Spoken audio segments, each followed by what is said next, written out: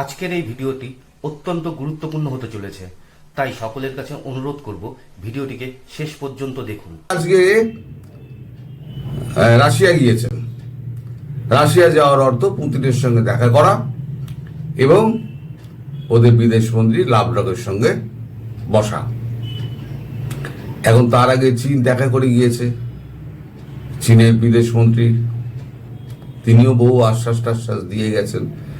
মানে যেটা ওই যে আমি বলছিলাম না, রিকটা গঠনের প্রাথমিক কাজকর্ম শুরু হচ্ছে এবং ব্রিক্সের যে অফিস কোথায় নির্মাণ হবে এবং রিকের অফিস কোথায় নির্মাণ হবে সেটা প্রাথমিক কথাবার্তার পর এবার স্থির করবেন।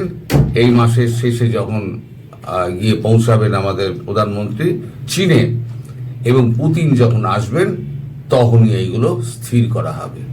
পুরোটাই একেবারে নির্ভর করছে মানে বর্তমান পরিস্থিতির ওপর।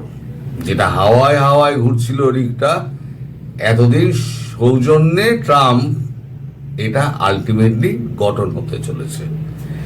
এখন ভারতের সঙ্গে চীনের সম্পর্ক অনেকটাই ভালো। এখন সীমান্ত বিবাদ মিটে গেছে। এখন 4-5 বছরের জন্য একটা চুক্তি হয়েছে, যদিও চীনকে চোখে চোখে রাখতে হবে। এটা কিন্তু বারবার বলছি, চীন এই সমস্যা থেকে উদ্ধার পেয়ে গেলে আবার কবে কি করবে কোনো ঠিক নেই। তবে চীনকে ফাঁসাতে গেলে, আমি বরাবরই বলি, চীনকে ফাঁসাতে গেলে অর্থনৈতিক দিক দিয়ে ফাঁসিয়ে দাও, তাকে এখানে কিছু ইনভেস্টমেন্ট করিয়ে দাও। যদি চীনের ইনভেস্টমেন্ট ভারতবর্ষে থাকে তাহলে চীন ভারতবর্ষকে ডিস্টার্ব করার আগে 10 বার ভাববে। তো সেটাকে কেন্দ্রীয় সরকার নিশ্চয়ই তার জন্য চিন্তা ভাবনা করছে, তাদের বুদ্ধি আমার থেকে 1000 গুণে বেশি। তা আজকে কি হচ্ছে, আজকের ডেভেলপমেন্টটা যেটা হতে যাচ্ছে সেইটা আমি আপনাদের বলছি। আমাদের কাগজে যেটা বেরিয়েছে আমি সেই কাগজে তুলে আপনাদের বলছি। আজ বৈঠকে বসছেন জয়শঙ্কর ও লাভরভ। নয়াদিল্লি 20 আগস্ট আমেরিকার প্রেসিডেন্ট ডোনাল্ড ট্রাম্পের সঙ্গে শুল্ক লড়াইয়ের মধ্যে মস্কোয় দৌত্য শুরু করলেন বিদেশমন্ত্রী এস জয়শঙ্কর। প্রসঙ্গত, রাশিয়ার সঙ্গে আমেরিকার শান্তি বৈঠকে সাড়া জাগানো ফল পাওয়া না গেলেও ট্রাম্পের সঙ্গে ইউক্রেনের প্রেসিডেন্ট এবং ইউরোপের কর্তাদের আলোচনার পরে কিছুটা হলেও আশা জেগেছে। রাশিয়া থেকে তেল কেনার জন্য ভারতকে ট্রাম্পের বাড়তি 25% জরিমানার বিষয়টি পিছিয়ে যেতে পারে এমন চিন্তা ভাবনাও শুরু হয়েছে। তবে একই সঙ্গে পরিস্থিতি আরো খারাপ হতে পারে ধরে নিয়ে চীন এবং রাশিয়ার সঙ্গে ঐক্য মজবুত করাও সাউথ ব্লকের অগ্রাধিকার। বিদেশ মন্ত্রক সূত্রে বলা হয়েছে, লাভরভ এবং জয়শঙ্কর দ্বিপাক্ষিক সম্পর্ককে এগিয়ে নিয়ে যাওয়ার ক্ষেত্রে বর্তমান এবং ভবিষ্যতের পথ সন্ধান করবেন। বৈঠকের মূল লক্ষ্য থাকবে পরিবহন, ব্যাংকিং এবং অর্থনৈতিক ক্ষেত্রে সমঝোতা বাড়ানো, শক্তি ক্ষেত্র, কৃষি বিজ্ঞান এবং প্রযুক্তির ক্ষেত্রে দ্বিপাক্ষিক আদান প্রদান বাড়ানো নিয়ে কথা হবে। নয়াদিল্লির বক্তব্য, ভারত এবং রাশিয়ার মধ্যে রাজনৈতিক সংলাপ বাড়ানোর কথা ভাবা হচ্ছে। দ্বিপাক্ষিক এবং বহুপাক্ষিক মঞ্চে ইউক্রেন পরিস্থিতি নিয়ে আলোচনা হবে। এ ব্যাপারে নয়াদিল্লির অবস্থান কূটনীতি এবং সংলাপী সমাধানের একমাত্র পথ। এ তো গেল আপনার লাভরভ জয়শঙ্করের ব্যাপারে। কিন্তু আবার একটা মেসেজ দিয়ে রেখেছে।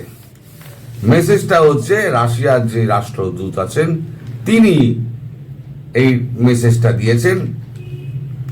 আমাদের এখানে লেখা হয়েছে, বাজার তৈরি, আশ্বাস রাশিয়ার।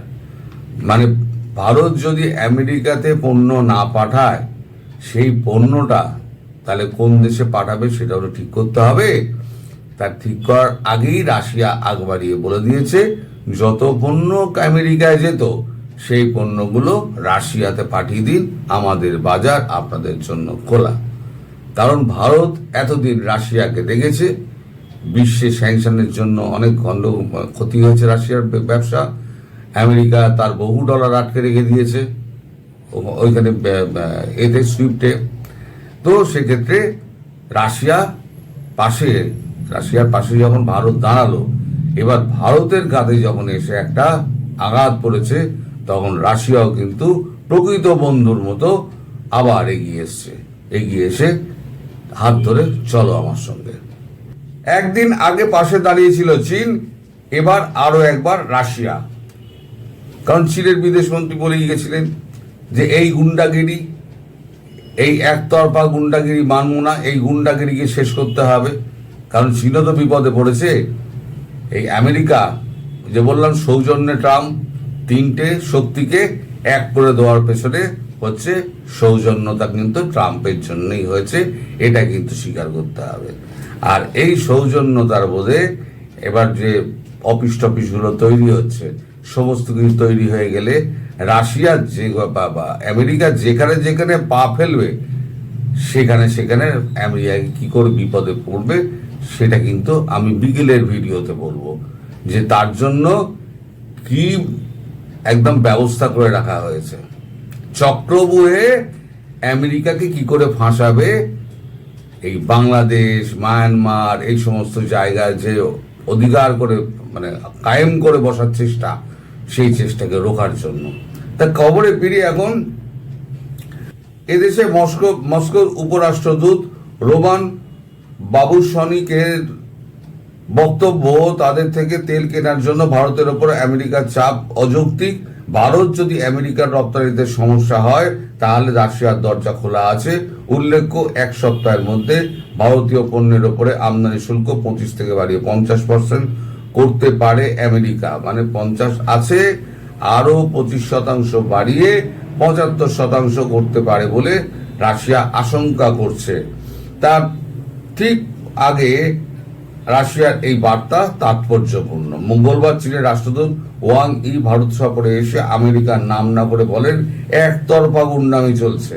আর বুধবার বাবুসনিকের বক্তব্য, ভারতের ওপর চাপ বাড়ানো অযৌক্তিক।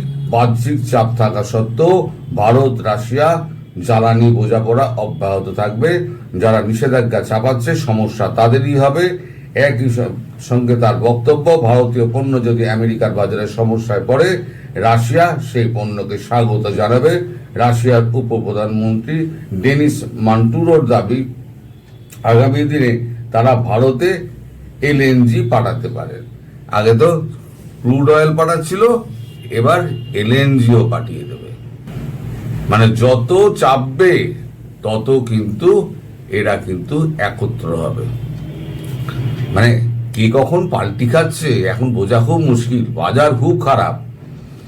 এই যে যারা আপনাদের দেশে, এই যে বাংলাদেশে যারা এই যে লাল বিপ্লবের সঙ্গে যারা মেতেছিল না, এই লাল বিপ্লব নিয়ে আমি বলেছিলাম যে লাল বিপ্লবের সঙ্গে যারা ছিল একেবারে মানে এটুরি পোকার মতো মাথায় সব ফেট্টি বেঁধে, লাল ফেট্টি বেঁধে সব মিছিলে নেমেছিল, তারা এখন সব ধীরে ধীরে পাল্টি খাচ্ছে।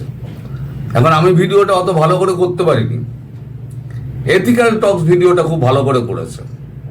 আমি কমেন্টে আপনাদের ওই এটা দিয়ে দিচ্ছি, লিঙ্কটা দিয়ে দিচ্ছি, আপনারা লিঙ্কটা একবার দেখে নেবেন যে কত সুন্দর করে ব্যাখ্যা করেছে যে কি করে এই কালচারাল থেকে আরম্ভ করে যা যে সমস্ত যারা নেমেছিল না ওই সময় রাস্তায়, সে একেবারে সাংবাদিক থেকে আরম্ভ করে কালচারাল মাঠে যারা আছে ক্ষেত্রে তারা সবাই নেমেছিল, তাদের মুখোশ একেবারে উন্মোচন করে দিয়েছে ওই চ্যানেলটি। খুব ভালো লেগেছে আমার। আমি লিঙ্কটি আমার কমেন্ট বক্সের প্রথমে পিন করে দিচ্ছি, আপনারা অবশ্যই দেখে নেবেন। আর এই যে এখন ফিরে আসি আমার এই প্রসঙ্গে, এই প্রসঙ্গে যে বলতে গেলে বলতে হবে যে এই যে আমেরিকা, এই ওই কালচারাল যারা আছে বাংলাদেশের মতো কালচারিস্ট, তাদের মতো যখন তখন পাল্টি খায়, একবার এর গালে চুমু খাচ্ছে, একবার ওর গালে চুমু খাচ্ছে। এই ভারতের সঙ্গে কত বন্ধুত্ব ছিল, হ্যাঁ, গলায় গলায় বন্ধুত্ব ছিল। মোদি মাই ফ্রেন্ড, আবার বলতে হবে মোদি মাই ফ্রেন্ড। সময় আসছে তোমাকে ঘেরার জন্য যে সমস্ত হচ্ছে, হ্যাঁ, একেবারে চক্রব্যূহ রচনা হচ্ছে। আমি সন্ধ্যেবেলা ভিডিওতে আপনাদের বলবো এই চক্রব্যূহ কি। এই চক্রব্যূহ থেকে বেরোতে গেলে ট্রাম্পের হাঁসফাঁস দশা হয়ে যাবে, একেবারে সব যাবে ট্রাম্পের। প্রেসিডেন্সি থাকে কিনা সেটাও একবার ট্রাম্পকে ভাবতে হবে।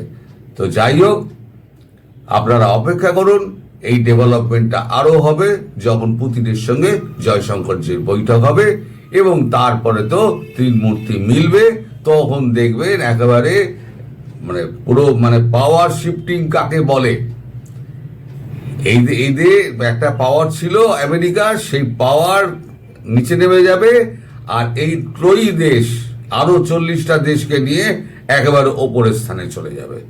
এটা দেখার জন্য অপেক্ষা করুন, হয়তো সেপ্টেম্বরের এন্ড অব্দি আপনাদের অপেক্ষা করতে হবে। সবাই ভালো থাকবে।